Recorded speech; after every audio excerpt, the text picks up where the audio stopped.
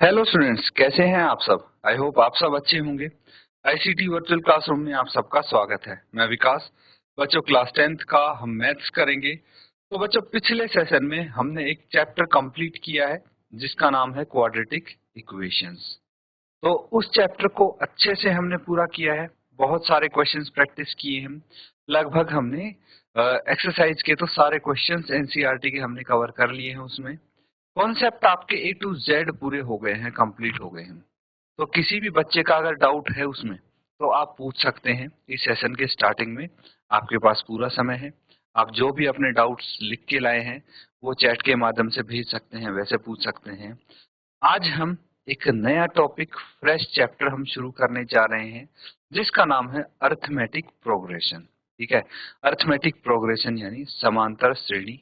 तो इस चैप्टर को बिल्कुल बेसिक से शुरू करेंगे और अच्छे से डिटेल में हम समझेंगे कि कैसे कैसे इसमें क्वेश्चंस आ सकते हैं, कैसे कैसे हम यहाँ पे सॉल्व करेंगे, क्या क्या टर्मिनोलॉजीज होती हैं इसमें, कहाँ यूज कर सकते हैं। इस चैप्टर को अगर हम पढ़ेंगे तो कहाँ काम आएगा, ये सारी चीजें हम यहाँ पे डिस्कस करने वाले हैं। तो बच्चों, आप चैप्टर का नाम लिख लीजिए। चैप्टर नंबर 5 है ये आपका, अरिथमेटिक प्रोग्रेशन। और चलते हैं स्मार्ट बोर्ड पे इसके बारे में स्टडी करने के लिए। देखिए, अरिथमेटिक प्रोग्रेशन नाम लिखिए सबसे पहले तो चैप्टर का। फ्रेश टॉपिक है ये, तो अच्छे से इसको समझने की कोशिश करें। अब देखिए, एक पैटर्न होता है चीजों में। कई बार आपने देखा होगा बहुत सारी चीजों में ना पैटर्न होता है। पैटर्न मतलब क्या होता है, एक के बाद एक आपको सिमिलर चीजें दिखेंगी, एक जैसी सी चीजें दिखेंगी, तो वो पैटर्न होता है। तो नेचर क्या करता है, नेचर में बहुत सारी चीजें ऐसी होती है जो पैटर्न फॉलो करती हैं और जो नेचुरल होती है, प्राकृतिक होती है। फॉर एग्जाम्पल, सबसे पहला एग्जाम्पल देखिए, कैक्टस सबने देखा होगा। आई होप सब बच्चों ने कैक्टस देखा होगा। ठीक है, नहीं देखा होगा तो यहाँ पे देखिए, जो कैक्टस है कुछ इस प्रकार से दिखता है। अब इस पे पैटर्न देखिए, ये क्या दिख रहे हैं, व्हाइट व्हाइट ऊपर जो ब्राउन ब्राउन से दिख रहे हैं, ये कांटे हैं इसके, है ना। तो अब देखिए, एक लाइन कांटे की दिख रही है, फिर बीच में ग्रीन लाइन दिख रही है जो गड्ढा जैसा दिख रहा है, फिर उभार जो दिख रहा है वो कांटे दिख रहे हैं, फिर बीच में आपको ऐसे करके ये एक पैटर्न फॉर्म हो रहा है कि नहीं हो रहा। तो कैक्टस एक पैटर्न को फॉलो करता है। अब देखिए, मधुमक्खी का छत्ता देखा है आपने। ठीक है, मधुमक्खी का छत्ता कैसे होता है, तो उसमें आपको देखिए ये मिलेगा, जो हनी कॉम्ब है, हनी बी, हनी कॉम्ब में क्या मिलेगा आपको, जो ये होल्स देख रहे हैं ये हेक्सागन टाइप के हैं। हेक्सागन मतलब क्या हो गया, 6 साइड्स इसकी दिखती है ना, 2 3 4 5 और 6। तो किसी भी फिगर की आपको 6 साइड दिखे तो वो हेक्सागनल हो जाती है। तो जो इसके होल्स हैं वो कैसे हैं, हर होल एक जैसा सा दिखेगा। दिखेगा कि नहीं, ध्यान से देखना। सारे होल आपको सिमिलर दिखेंगे, एक जैसे से दिखेंगे। ऐसा नहीं दिखेगा कि आपको एक होल की शेप अलग है, दूसरे की अलग है, कोई दूर है कोई पास में है। जब बिल्कुल साइड साइड में लगे हुए हैं और एकदम प्रॉपर पैटर्न फॉर्म कर रहे हैं। ठीक है, अगला एग्जांपल देखिए, पेटल्स ऑफ सनफ्लावर, सूरजमुखी का प्लांट सबने देखा हो। ठीक है, और भी बहुत सारे फ्लावर्स होते हैं जिनकी पेटल्स एक प्रॉपर पैटर्न फॉलो करती है। ठीक है, तो इसकी पेटल्स देखेंगे ना, एक के बाद एक सिमिलर पैटर्न्स हैं, लगभग सेम साइज की। और ये आप सर्कल में देखेंगे तो सारी पेटल्स लगी हुई हैं, ये एक प्रॉपर पैटर्न फॉलो करती हैं। देखते हैं, पाइनएप्पल। पाइनएप्पल तो सबने देखा होगा भाई। ठीक है, पाइनएप्पल में जो स्पाइरल है, ठीक है, इसको काटना भी काफी मुश्किल होता है। अब स्पाइरल देखिए, स्पाइरल्स जो हैं वो एक प्रॉपर पैटर्न फॉलो कर रहे हैं इस पाइनएप्पल में।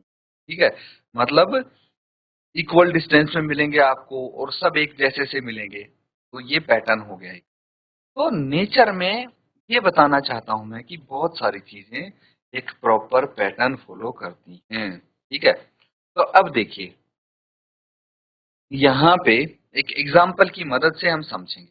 ठीक है, एक एग्जाम्पल मैं आपको देता हूं। तो मुझे बताइए, अब मुझे बताइए, एक लड़का है, एक लड़का अमन है। ये गया एक फैक्ट्री में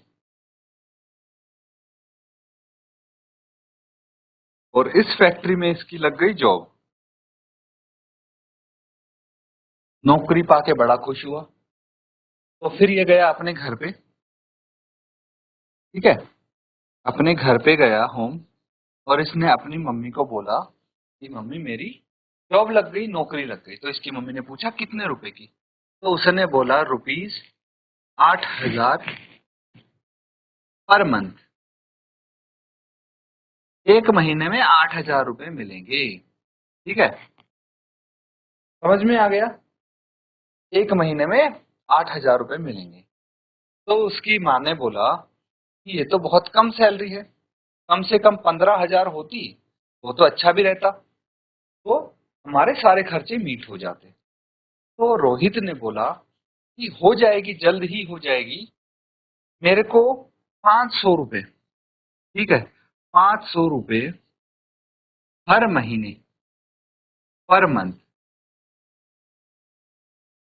पर मंथ बढ़ के मिलेंगे, इस सैलरी में जुड़ के मिलेंगे, ठीक है। तो अब आप ये बताइए कि रोहित की सैलरी 15,000 रुपए कितने साल में, कितने महीने में, ठीक है, 15,000 कितने महीने में? तो रोहित ने हिसाब लगाना शुरू किया। उसने बोला कि पहले महीने होगी 1,000 रुपए, ठीक है, दूसरे महीने 8,500 रुपए, तीसरे महीने 9,000 हो जाएगी, चौथे महीने 9,500। फिर इतना करते करते रोहित थक गया, ठीक है। उसने बोला कोई ऐसा फॉर्मूला बता दो मुझे जो मैं फटाफट कैलकुलेट कर लूं कि 15,000 कितने महीने में हो जाएगी।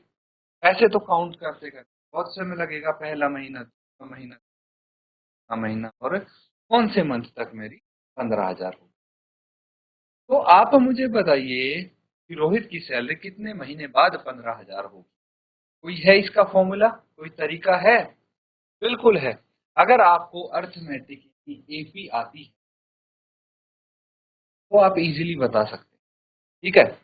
अब ध्यान से देखना, ये जो है 8,000 है, 8,500, 9,000, 9,500, ये हर एक टर्म है, क्या बोलते हैं इनको? पद बोलते हैं, पद या फिर टर्म, टर्म या फिर पद, ठीक है। तो ऐसा बोल सकते हैं ये पहला पद हो गया A1, A2 दूसरा पद, A3 तीसरा पद, A4 चौथा पद।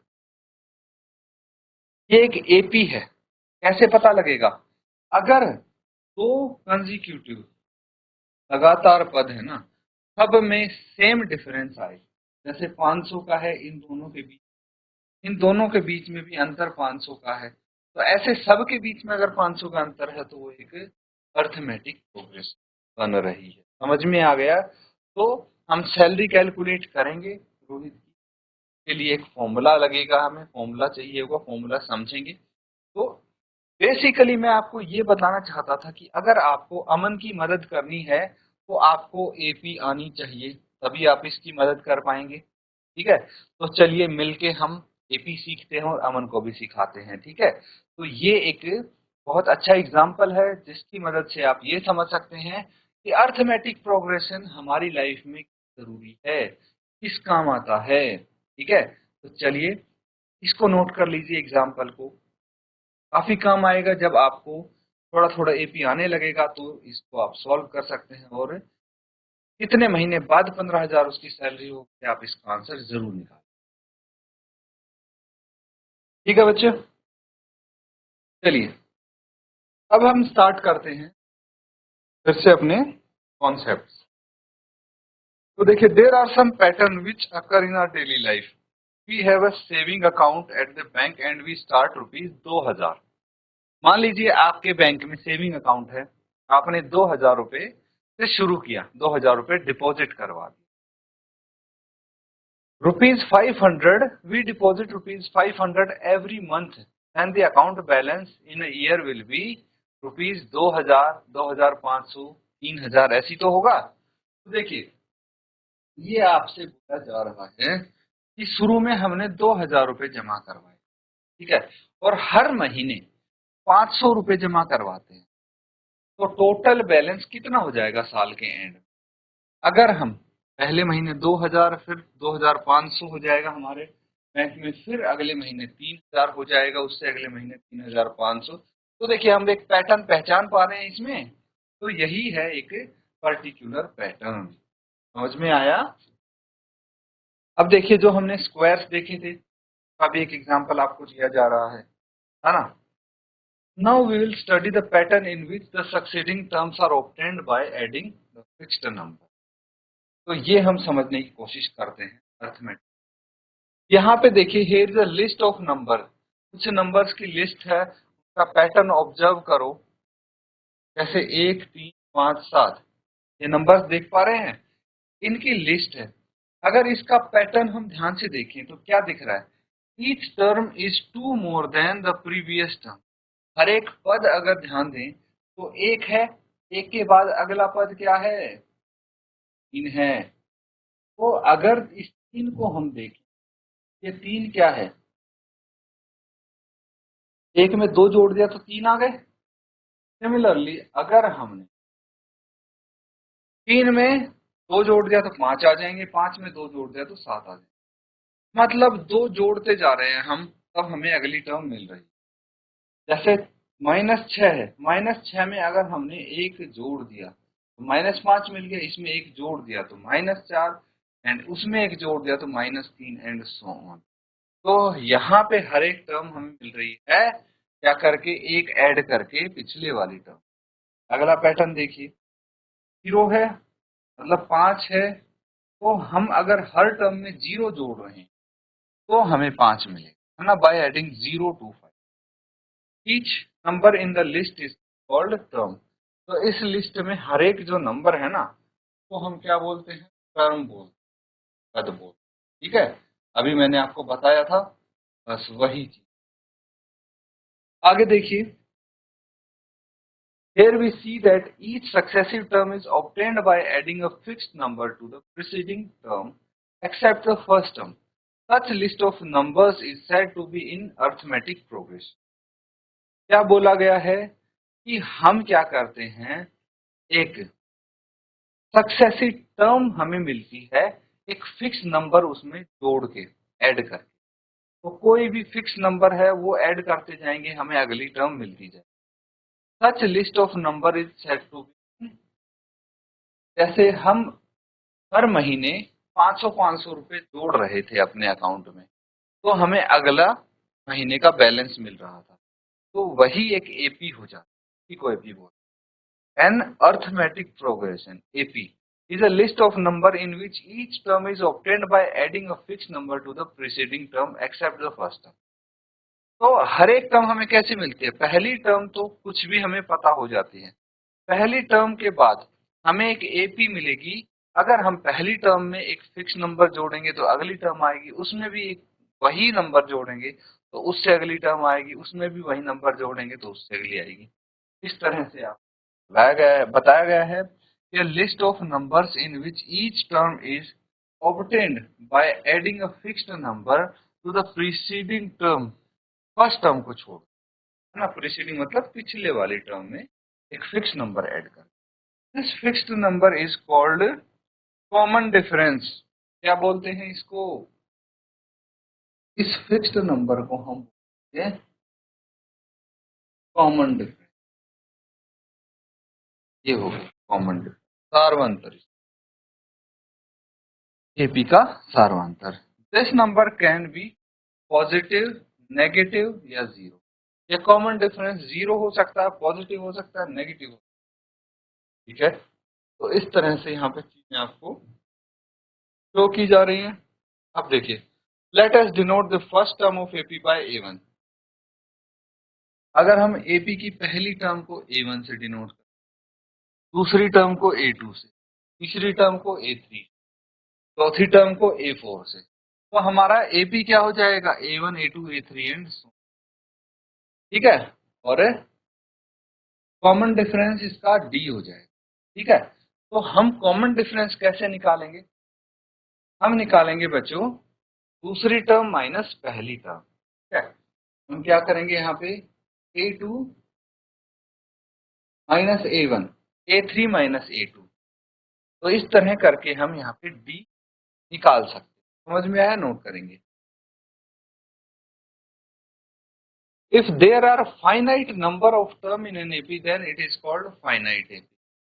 भाई अगर किसी AP में कितनी टर्म्स हैं कि हम उनको गिन सकें, फाइनाइट, परिमित नंबर ऑफ टर्म्स है किसी एपी में तो उसको फाइनाइट एपी बोलते हैं, परिमित एपी। और अगर इनफाइनाइट टर्म्स है तो उसको इनफाइनाइट। किसी एपी की जनरल फॉर्म क्या होती है, ध्यान देना। पहला टर्म होगी ए, दूसरी टर्म होगी ए प्लस डी, तीसरी टर्म ए प्लस 2d, चौथी term A plus 3d and so on. तो देखिए ये ऐसा क्यों होता है, क्योंकि मैंने क्या बताया था कि अगर फर्स्ट टर्म हम लिख रहे हैं तो इसको हम ए लिख सकते हैं, मान लीजिए ए। अब दूसरी टर्म हमें कैसे मिलती है? दूसरी टर्म मिलती है पहली टर्म में हम जो कॉमन डिफरेंस है वो ऐड कर देते हैं, डी जोड़ देते हैं। तीसरी टर्म कैसे मिलेगी? दूसरी टर्म में डी जोड़ दो, है ना। दूसरी टर्म में क्या जोड़ दो? डी जोड़ दो। तो A2 है, उसमें अगर डी जोड़ देंगे, इसका मतलब क्या हुआ? A2 क्या है हमारे पास? A2 की जगह मैं A प्लस डी लिख सकता हूं, और डी ए ऑलरेडी है, ये क्या हो जाएगा? A plus 2। तो ये A3 आ जाएगा आपके पास, है ना। A2 तो हमें मिल गया था, A3 क्या हो जाएगा? A प्लस 2D हो जाएगा। इसी तरह से A4 देखिए, A4 क्या है? A3 प्लस डी, और A3 क्या है हमारे पास? A plus 2D। इसमें D और जोड़ना है हमें, क्या हो जाएगा? A plus 3। बस यही चीज आपको बताई जा रही है। जो जनरल फॉर्म है ए प्लस डी, ए प्लस 2D, ए प्लस 3D, ऐसे हमें मिल सकता है। और एक इसमें होती है फर्स्ट टर्म, प्रथम पद। एक होता है सार्वंतर, कॉमन डिफरेंस। कॉमन डिफरेंस क्या होता है भाई? A2 माइनस A1, या फिर A3 माइनस A2, या फिर A4 माइनस A3। इनमें से किसी से भी हम कॉमन डिफरेंस निकाल सकते हैं किसी एपी का। नोट कर लेंगे इसको, ठीक है बच्चों। अब क्वेश्चन देखिए, हमें सिर्फ ये बताना है यहाँ पे कि इनमें से कौन सी टर्म में एपी फॉर्म करता है और कौन सी चीज नहीं एपी फॉर्म। जैसे फर्स्ट वाला देखिए, क्या बोला गया है? The taxi fare after each kilometre when the fair is ₹15 for the first kilometre. अब पहले किलोमीटर के लिए ₹15 था किराया, एंड ₹8 फॉर एडिशनल किलोमीटर। तो ये बोल रहे हैं इसके बाद जो हर एक किलोमीटर होगा उसके लिए क्या करेंगे? ₹8 है एडिशनल फेयर। तो अब मुझे बताइए कि ये एक एपी फॉर्म करेगा या नहीं करेगा। तो शुरू में आपके कितने रुपए हुए? ₹15। अब ₹15 में 1 किलोमीटर और चले तो ₹8 जुड़ जाएंगे। कितना हो जाएगा? 15 प्लस 8, ये हो जाएगा 23, है ना। फिर अगर हमें 1 किलोमीटर और चलना है तो इस 23 में 8 और जोड़ना पड़ेगा, ये आ जाएगा 31। अब अगर हमें 1 किलोमीटर और चलना है तो 31 में 8 और जोड़ना पड़ेगा, ये आ जाएगा।